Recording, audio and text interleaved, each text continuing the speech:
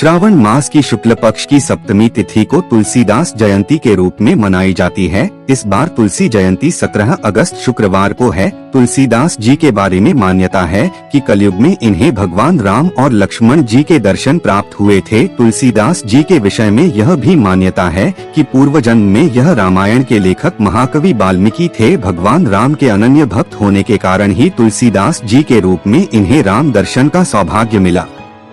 लेकिन तुलसीदास जी को भगवान राम की भक्ति की प्रेरणा अपनी पत्नी रत्नावली से प्राप्त हुई थी। राम की भक्ति में तुलसीदास ऐसे डूबे कि दुनिया जहान की सुध न रही। तुलसीदास भगवान की भक्ति में लीन होकर लोगों को राम कथा सुनाया करते थे। एक बार काशी में राम कथा सुनाते समय इनकी भेंट एक प्रेत से हुई। प्रेत ने इन्हें हनुमान जी से मिलने का उपाय बताया। हनुमान जी को ढूंढते हुए उनके पास पहुँच गए और प्रार्थना करने लगे कि राम के दर्शन करवा दें।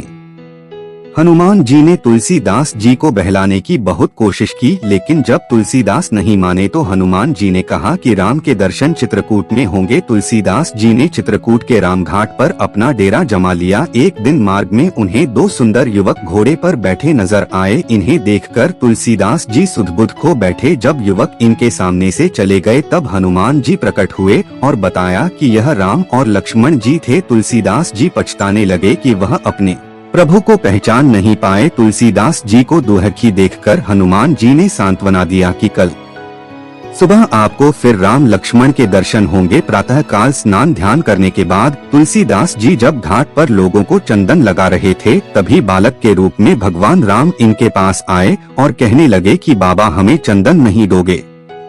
हनुमान जी को लगा कि तुलसीदास जी इस बार भी भूल न कर बैठें, इसलिए तोते का रूप धारण कर गाने लगे। चित्रकूट के घाट पर भई संतन की भीड़, चंदन घिसे तिलक देत रघुबीर। तुलसीदास जी बालक बने राम को निहारते निहारते सुध बुध खो बैठे और भगवान राम ने स्वयं तुलसीदास ही का हाथ पकड़कर तिलक लगा लिया और खुद तुलसीदास जी के माथे पर तिलक लगाकर अंतर्धान हो गए।